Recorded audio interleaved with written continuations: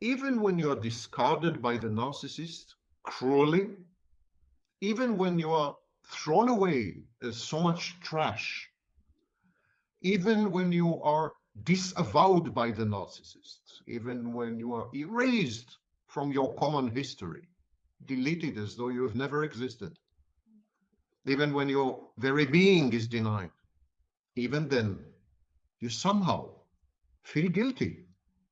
You have survived the relationship, but at what cost? You have abandoned the narcissist whom you loved. You have abandoned your child that the narcissist had become. You have survived by sacrificing the narcissist.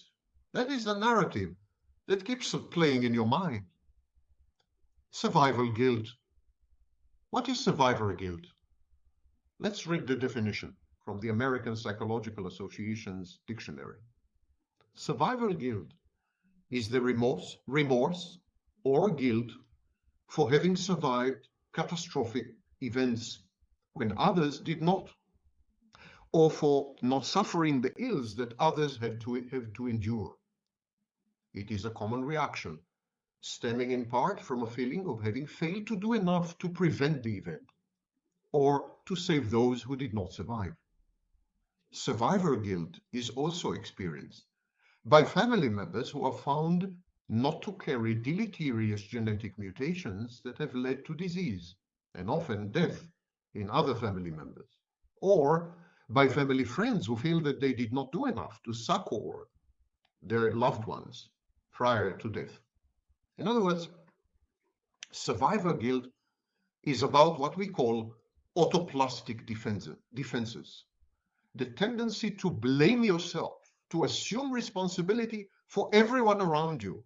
For some reason, you think that you are in charge of the well-being and happiness and contentment and functioning of everyone around you, which is a bit grandiose, of course. It is an integral feature, clinical feature, in people-pleasing, in codependency, and even in borderline personality disorder. This belief that you're in charge of making other people smile, that you can withhold somehow their happiness or endow them with happiness, that in some way, you are the engineer whose job it is to create, to engender, to foster, to put together an environment within which people can thrive and flourish and reach their maximum potential. This is your job description. This is what you were born to do. And if you fail in this, you feel guilty. Evidently, having been discarded by the narcissist means that you failed to make the narcissist happy. Having discarded the narcissist, on the other hand, means that you're a traitor. You have betrayed the narcissist. We're not talking about guilt. We are talking about a sense of failure or a sense of betrayal, depending on who did the discarding. What is it that we feel guilty about as survivors? What does a survivor feel guilty about? Well, first of all, there was a common narrative. There was a fantasy. And both parties, the survivor and the narcissist, were committed to the fantasy, invested in it. They regarded the fantasy as an organizing principle, the narrative that rules their lives, endows life with meaning, direction, and purpose, a hermeneutic, explanatory principle as well.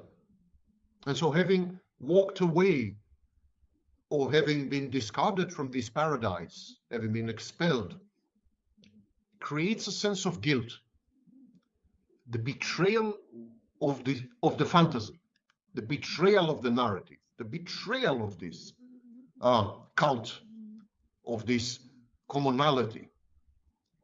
And that's only a small part of it.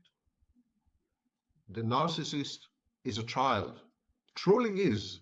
It's not a pretension, it's not an act. The narcissist's mental age, psychological age, is about 2 or 3 years old. The narcissist's episodic memory is compromised, his autobiographical memory. Narcissist is discontinuous and disjointed and kaleidoscopic. There's identity diffusion, identity disturbance. It's a child. When you're with a narcissist, the feeling is that you're with a child. The narcissist gives off a child vibe. And so walking away from the narcissist or being discarded by the narcissist feels like having abandoned a child in need, having betrayed a child, having backstabbed a child. What kind of child? A traumatized child, a child in pain, a crying child, an infant in dire need for succor and help. And here you are, walking away selfishly, egotistically, thoughtlessly. And this, of course, is a source of enormous shame and guilt. But you keep forgetting. Yes, the narcissist is a child, but it's a child trapped in an adult's body.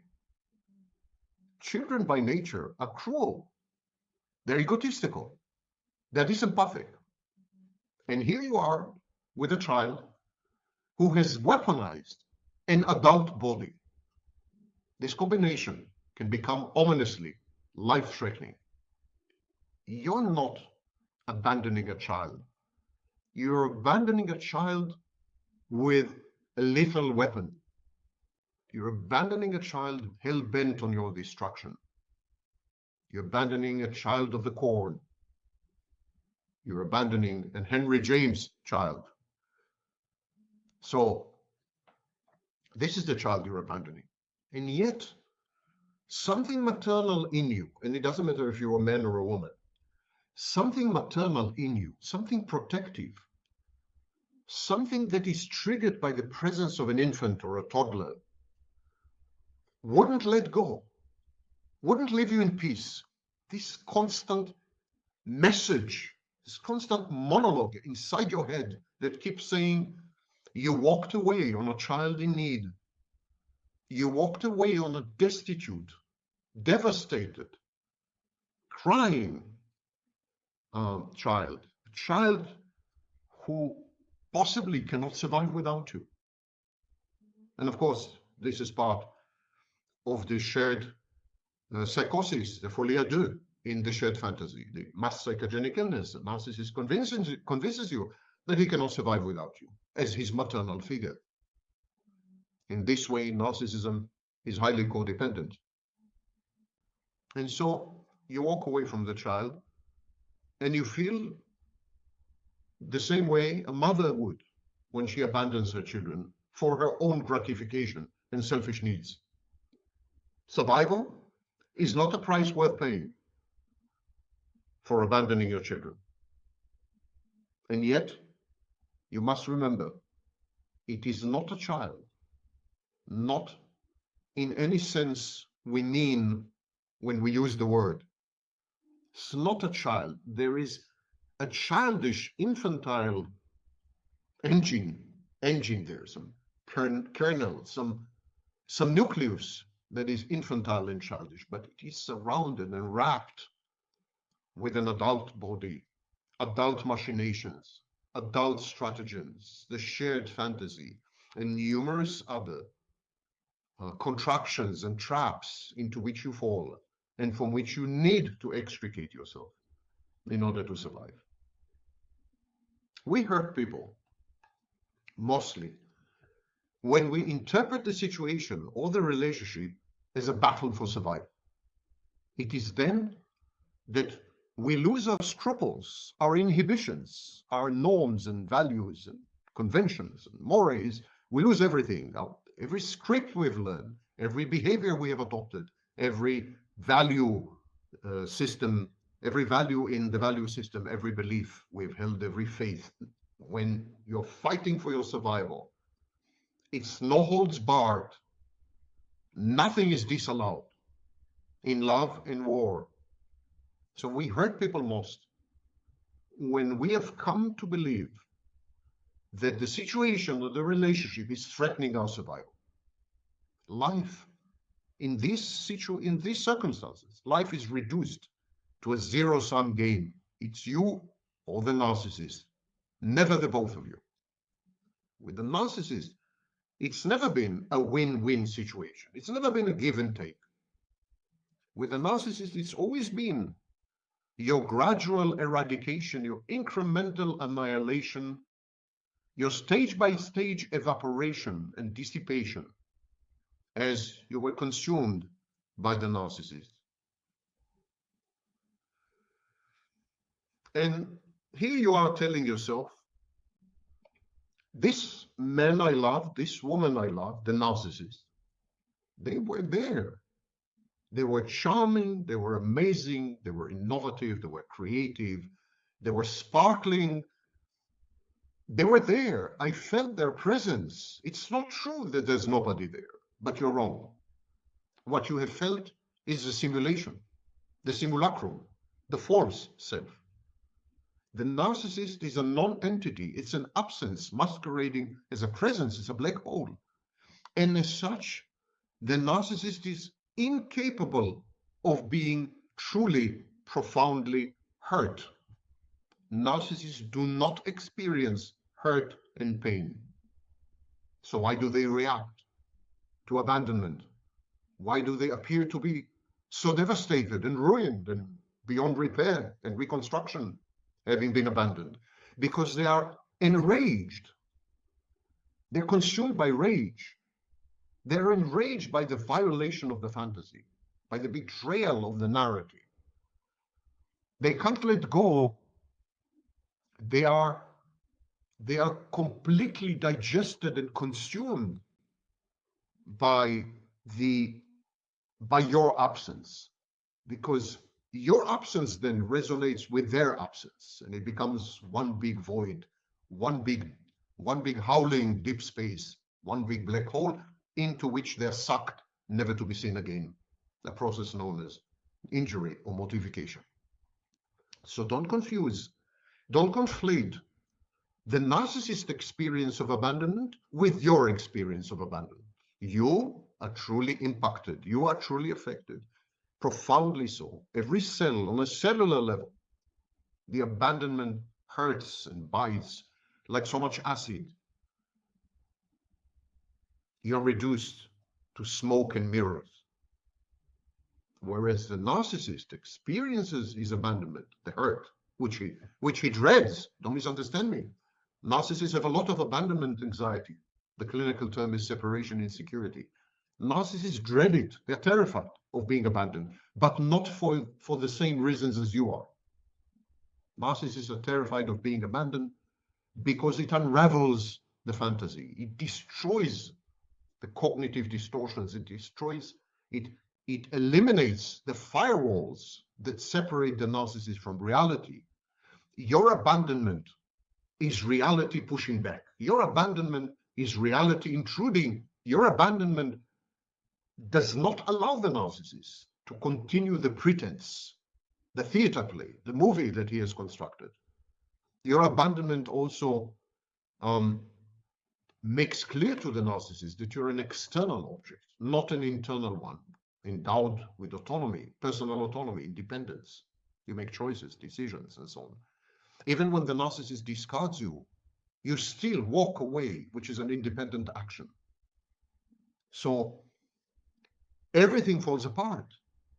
The whole house of cards, and the narcissist feels terrified beyond words, horrified by the need for the direct experience of reality without the mediation of defense mechanisms, without the mediation of fantasies and narratives that are protective in nature.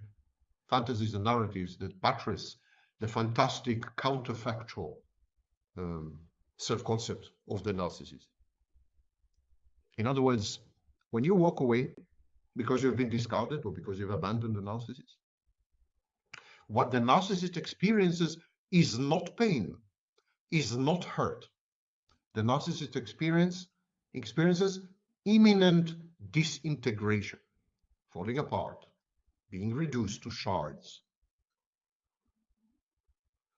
You have abandoned the narcissist, but you have not abandoned a human being. Not in the full sense of the word. You have not abandoned a lover, definitely. You have never been loved. You have not abandoned a child. You have not abandoned a mother figure who has loved you, who had loved you unconditionally. It's never been true. You have not abandoned a partner. You have abandoned a delusional delirium, a story in which you were a mere character, a movie which has come to an end. You walked away from a narrative, a cult, within which you were the human sacrifice. You have survived, but you could have done nothing for the narcissist. You could have done nothing for the fantasy. Fantasy has its own inexorable rhythm and progression. It's not dependent on you or the narcissist. You were trapped in a situation which was ineluctable, inevitable. Walking away was not even your decision. It was the denouement, the very end of the shared fantasy. The thing the narcissist sought when he imposed on you the shared fantasy. He wanted you to walk away. So, in a way, you have fulfilled the narcissist's expectations to the letter by abandoning him. Something he had expected and wanted all along. And there's no way you could have helped him. You could not have grown the child into an adult. You could not have bestowed on the child love that is healing and fixing. You could not have saved the child.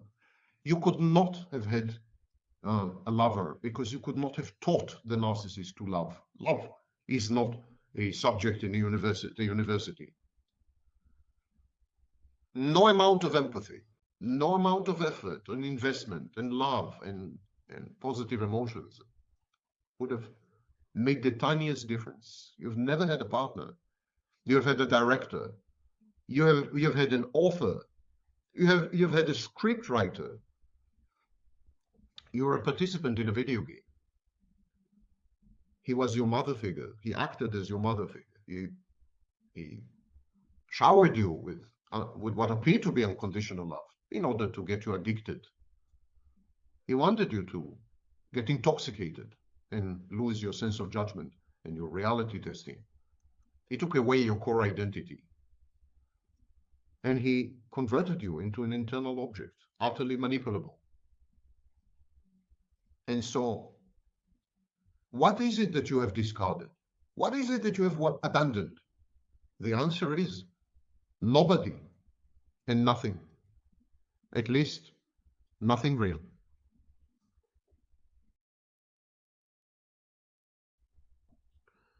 Above all, remember, you have never been special or unique. You've never been seen. You're utterly replaceable, interchangeable, fungible.